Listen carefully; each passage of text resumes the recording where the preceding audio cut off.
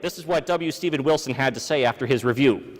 The big picture I took away from this experience is the complete disconnect between elementary school math and college requirements. The majority of states fail to focus on the mathematics that elementary school children need to learn to be successful in college math. And that's arithmetic, understanding and fluency with the standard procedures for addition, subtraction, multiplication, and division. It almost seemed like a plot to prevent children from leaving home for college, or at least to get them to come home quickly because of lack of preparedness. It's a pretty harsh statement, but he's saying that because that's what he found when he was looking at the math curriculum guides. Anna Stockey teaches at the University of Winnipeg, and she has a very interesting thing to say about those who claim that the new math is research-based and supported by the evidence. Here's what she had to say in the Winnipeg Free Press last year.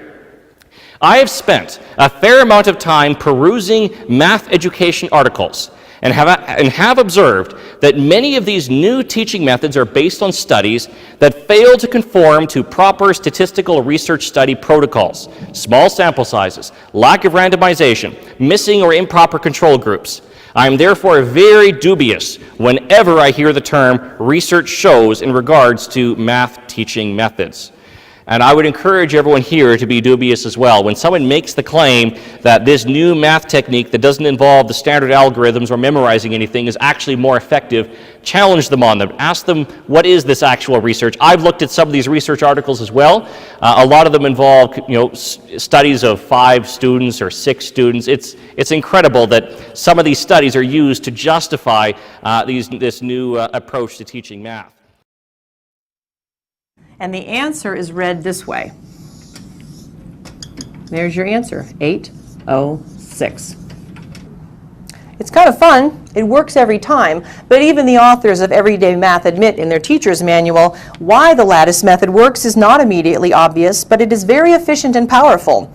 The principal disadvantages of the algorithm are that it is unfamiliar to many adults, i.e. parents, and making the lattice takes time. On page 132 of the Teacher's Reference Manual for Everyday Math, grades 4 through 6, it says, the authors of Everyday Mathematics do not believe it is worth students' time and effort to fully develop highly efficient paper and pencil algorithms for all possible whole number, fraction, and decimal division problems. Mastery of the intricacies of such algorithms is a huge endeavor, one that experience tells us is doomed to failure for many students.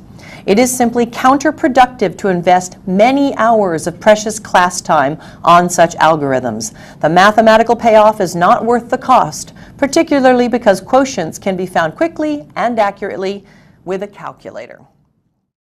Remember that quote from the teacher's manual that said that mastery of division algorithms is a huge undertaking and that it is counterproductive to invest many hours of precious class time on such algorithms?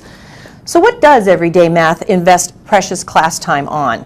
Well, these are the student reference books for the 4th and 5th grade. In math class, 4th graders plan a world tour. In this book is a full-color, glossy, 48-page world atlas. Where's the math? And in the 5th grade, students plan an American tour.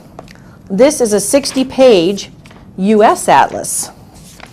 Also, lots of calculator use is encouraged.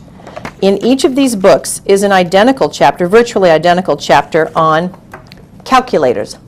35 pages, full color, how to use a calculator. Districts are spending a lot of money on these books.